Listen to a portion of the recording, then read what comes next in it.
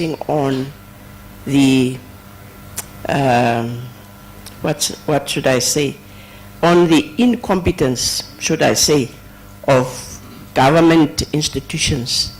But we should be also realistic to see and to look at all institutions governing those people.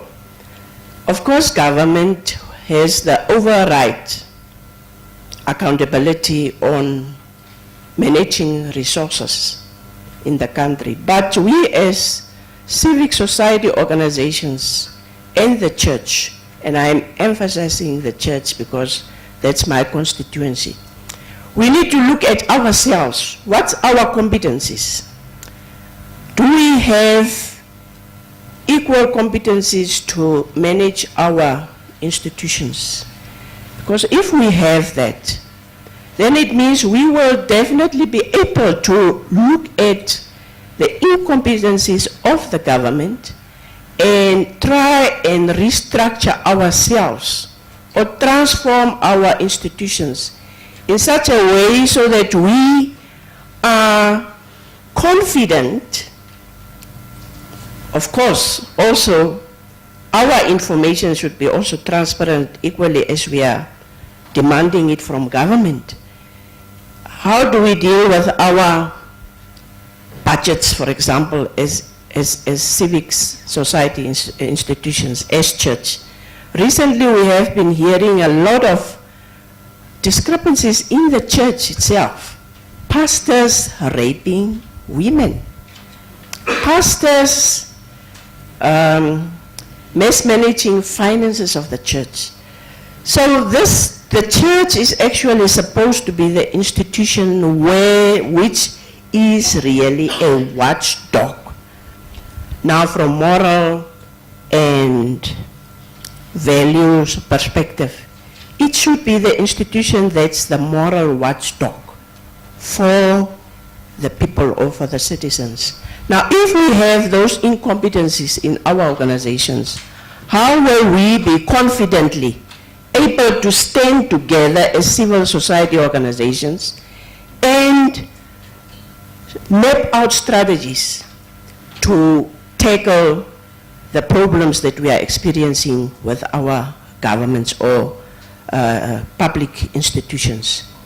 So this really brings us to revisit the value systems of our organizations, whether it's government, civil society, church. We need to look at competencies that we lack. And yesterday we heard about, when it comes to information, that government cannot really provide the necessary information that we need for sustainable development or to chart strategic ways how to respond to our socioeconomic discrepancies and challenges. Now we need to really look at that. Do we have enough human capital in our African societies, in Namibia?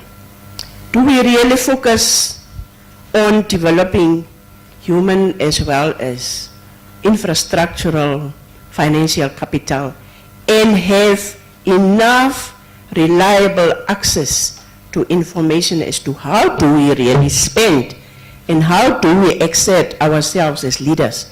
And one of the deficiencies that we have in our country is leadership, that gives clear direction in all our institutions. I have been heading a department in government, and when we have to discuss, for example, our reports on a quarterly basis, you will hear from your director of human resources that, no, I'm just serving other directorates. I don't need to report. I don't have much to report. But it is that department, that directorate that should give you all the information about personnel in that ministry. With regards to efficiency, for example, they need to give you records or information about death during that quarter, absenteeism in that ministry, budgetary information because they deal also with finances. They need to give you about targets that have been met by different directorates when it comes to financial, the budgets, and other directorates must give you, for example, information about targets that they have met in their programs. This, I don't know which organization or which institution, should it be the Public Service Commission, or should it be the National Planning Commission, or both of them together to work out mechanisms as to monitor the progress of government. And to whom should this be reported, and who is really responsible to hold civil servants from the permanent secretary to the directors accountable if there is mismanagement, if there is corruption. Now, these are the discrepancies that we find in our institutions that we clearly need to look at, is proper monitoring and evaluation systems, and how the data or information that we have is dispersed for planning, implementation, monitoring, and evaluation. Thank you. I have one. Let's see if it works. Oh. Good morning. I'm Felicita Hiko. I'm with a group called the AIDS and Rights Alliance for Southern Africa. And I'm going to try to respond to Zoe's question from the perspective of civil society organizations and some of the partners that we work with on HIV and AIDS. I think Namibia and other countries across Africa and Southern Africa have seen many gains in terms of the HIV response over the past 2 decades. But many challenges remain. I think many of those challenges are underscored by unequal access to information, but also discrepancies in terms of economic access, etc. In terms of access to information, as it pertains to the HIV and AIDS response, I think one of the major issues that we face with is unequal access to information across different economic sectors. Research has already shown that those sectors of society that have higher access to information have lower HIV prevalence rates. But we still find that the most marginalized sectors of society, being women, young people, sexual minorities, sex workers, etc., still have and continue to have, 30 years into the response, very low levels of access to information, and particularly information that is targeted to their needs. And this is also prevalent in terms of how that affects and translates into the prevalence rates that we see in those sectors. I was just looking yesterday at some of the statistics of the latest HIV and AIDS prevalence rates, that about 40% of new infections in 2010 are estimated to be among young people aged 15 to 24, and 60% of those were amongst women. And so this also shows that the unequal status of women in Namibian society and in African societies affects their ability and affects the ability of young people to access information, and information that is targeted at their needs. Another issue that I wanted to highlight in terms of HIV and how it relates to the issue of access to information was around the data that is required to shape an effective response to HIV and AIDS. And one of the biggest gaps that we face in Namibia in particular pertains to key populations at higher risk of HIV, such as men who have sex with men and sex workers. And another report that I was looking at yesterday was the 2012 report of the Namibian government in terms of the progress and how they're faring in meeting the goals that were set in the 2011 political declaration on HIV and AIDS. And the report itself, and I'm going to quote from that report, actually says that the report itself states that data on key populations most at risk of HIV and vulnerable, such as sex workers and men who have sex with men, is important to determine the drivers of the epidemic, as well as coming up with targeted interventions.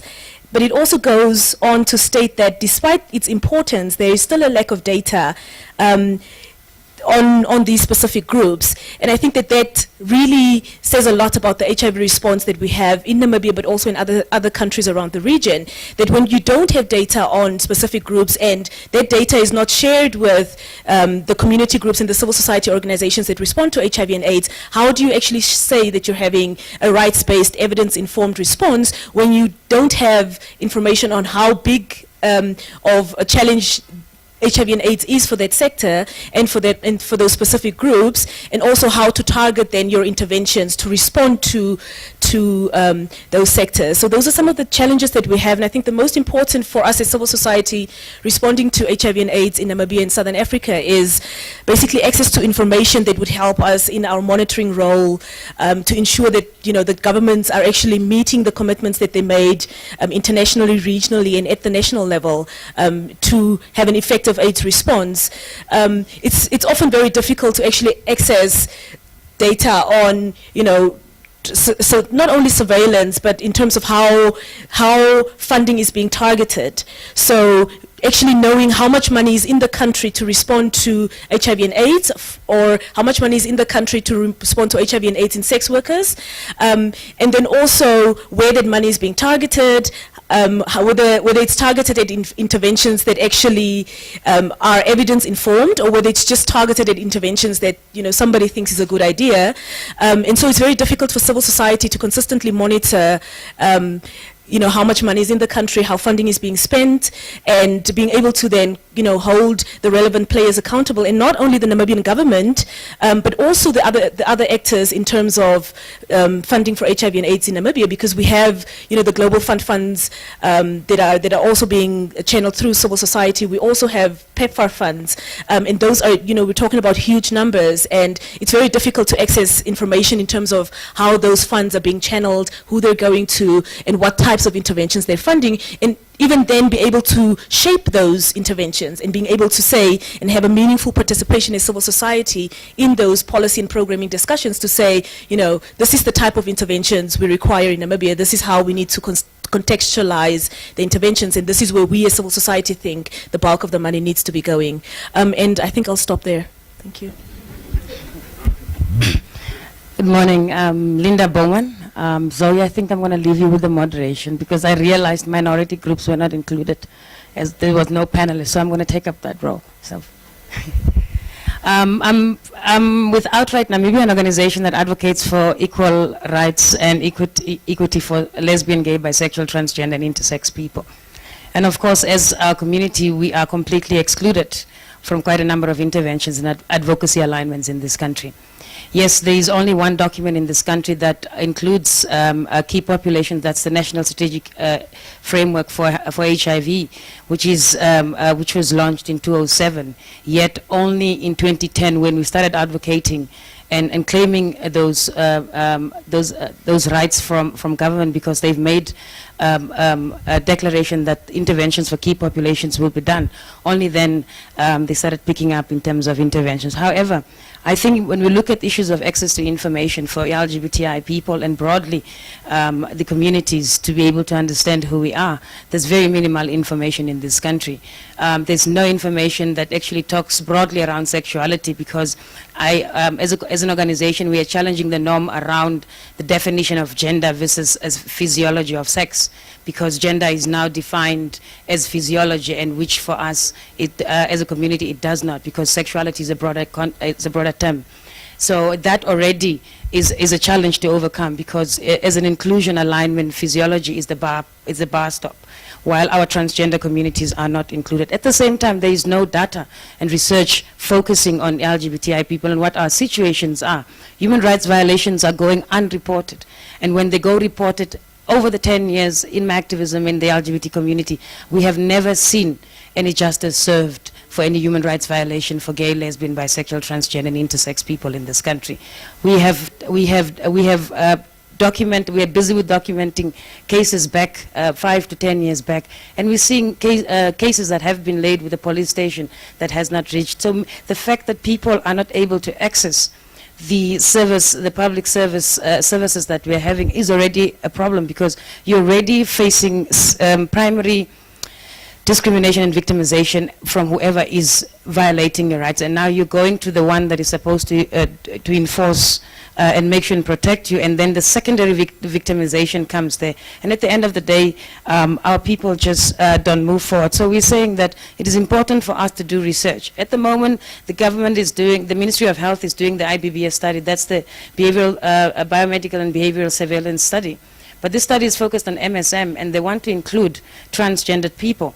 And transgendered people are completely different from MSM, because MSM is not MSM is not a gender identity for our communities. It is a biological term, and at the end of the day, it again generalizes the situations and the conditions that we are living in. At the same time, we're looking at issues of access to employment. Our people don't have access to employment because of how they identify themselves. At the same time, also, some of us are in long-term relationships more than 10 years. We're not able to have our partnership recognition in order for us to put our resources together for us to better our livelihood. So there's quite a number of issues that we are faced with, which government is not held accountable. Yes, government has stated that all Namibians are protected and are getting their human rights. But at the same time, when we advocate around it, they're talking about what about people's rights? So meaning that if Linda lives in a vulnerable location and the whole neighborhood decides that you are contagious as a lesbian woman, as people here, we don't want you in this neighborhood, my right is being violation as a person who has been living in that space. So now that is the current African agenda that they're saying, yes, gay and lesbian people, yes, you're talking about the rights. We are challenging the notion around rights, but we are also saying in the African Charter that the issue around people's rights. And that's a discussion that we need to take up, because how do you segregate the humanity issues from and again say human rights are not people's rights, and people themselves are human. So it's a discussion that we need to also take up. At the same time, also, I think the advocacy alignment around is more around structural issues of policy and legal reform, but the services don't reach our people. And we need to be able to take a few steps back and say that, where are we right now? Yes, we have the most brilliant policies. We can actually, government can actually say, yes, we've got X, Y, and Z, but do people access these services? Do people know how to access these services? Do people know how to access welfare services? You know, so there's quite a number of issues. At the same time, also with the education sector for our community, when our people are outed or our families find out about who we are chased out from our families, schools are stopped paid.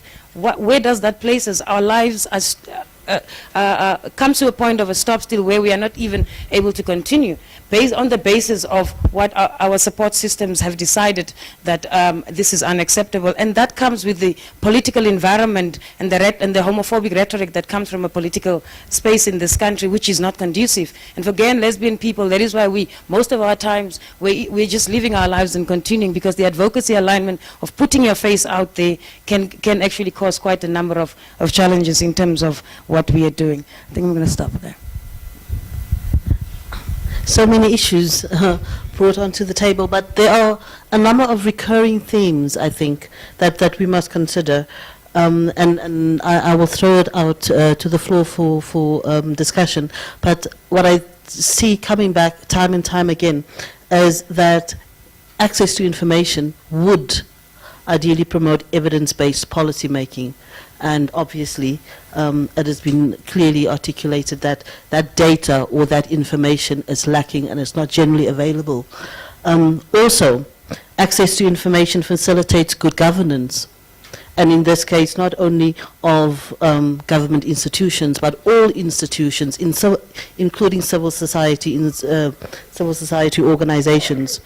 And a lack of information disproportionately affects the poor. So, interesting things for you to consider when you come with your questions.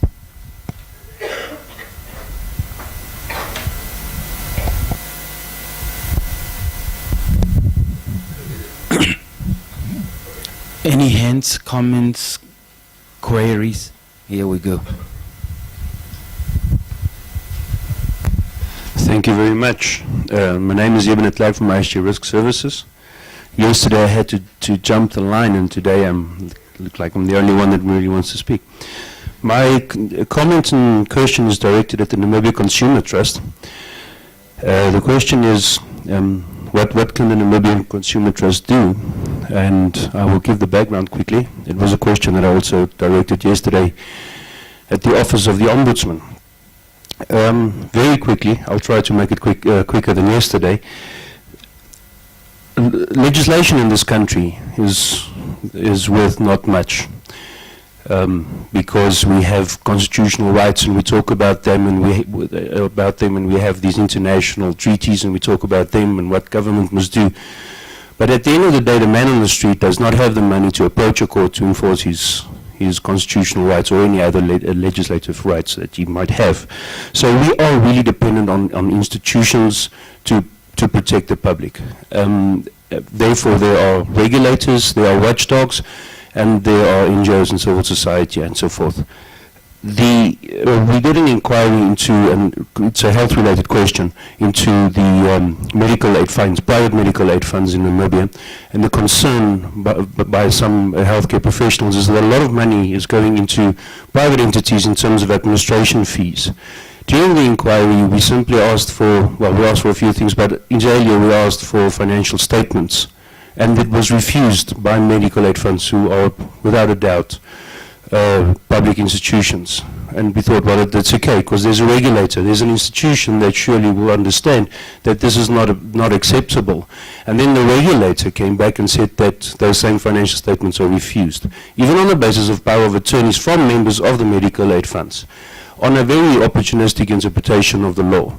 And then suddenly you realize that on institutional level, there is no protection. It falls down to the man on the street again, who we know do not have the money to approach a court to enforce their rights. So my question to you is, with the Namibia Consumer Trust, is there anything that we can do there? We heard yesterday from the Ombudsman that finances is a severe obstacle, and that pretty much in many instances their hands are chopped off. Thank you.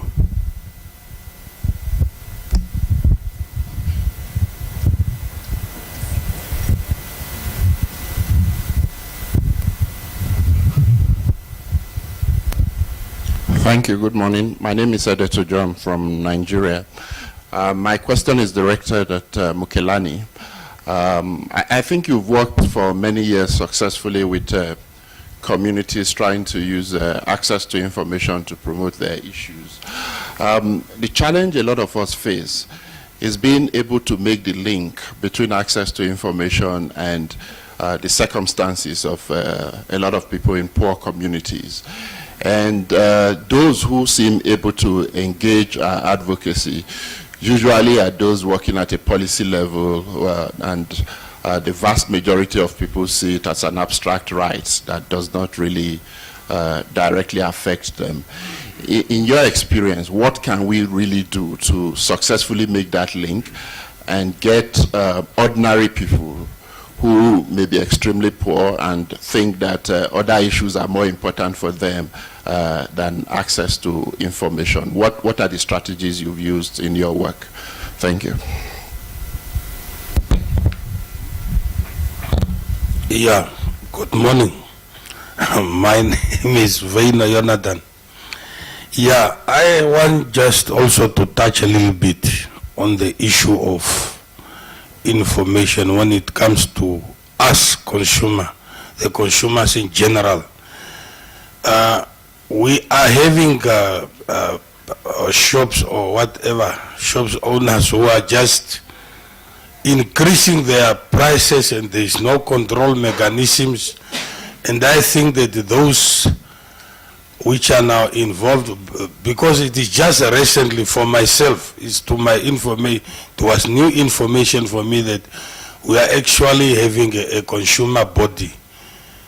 And we want really from this perspective of consumers, we want that body maybe to engage with government where they come up with pricing control legislative in order to protect the entire community from this exploitative pricing.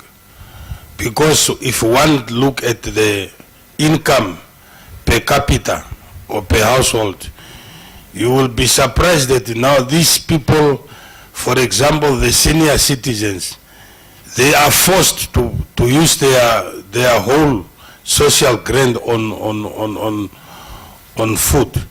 Then, okay, from there, I want a little bit also to ask from the representative, Madam Maria Kapere, from the Council Churches of Namibia. So we are having now what we call mushrooming of churches in Namibia, because like in certain circles, how they call it, that churches have also become a money-making scheme for some individuals. So, what now, we know that it is not all the churches which are affiliated to the council churches. Now, what mechanisms did you put in place in order for maybe to influence the legislative to have control measurements of these mushroomings of churches who are just taking advantage and about our poor innocent citizens? Thank you.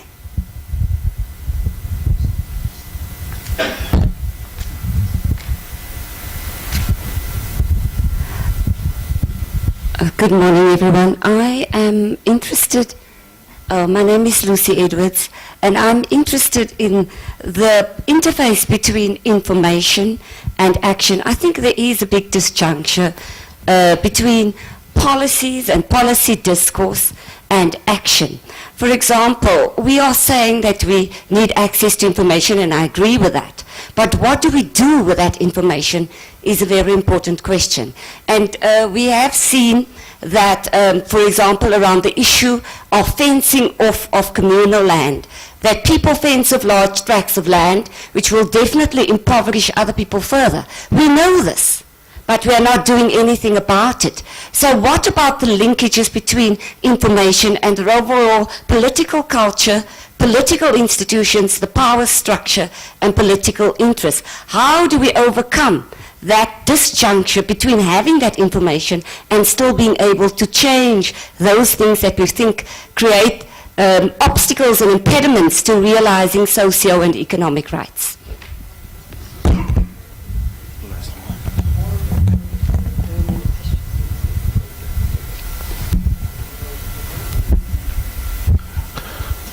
Good morning. Robin Tyson. I don't know if the special rapporteur is allowed to make an intervention, but I want to direct my comments to Madame Caperi. And first of all, I must say I'm not a churchgoer, and I'm not a parent. But the two specific issues I want to raise, and I think you've touched on them already, but I want to get a more definite answer. I'll give you an example of a person that I know. She works in a restaurant. She doesn't earn much, 1,400, 1,500 a month. She told me she gave her entire salary to the church. And I know that churchgoers maybe don't give their entire salary, but they do make contributions when they go to church services on a Sunday morning.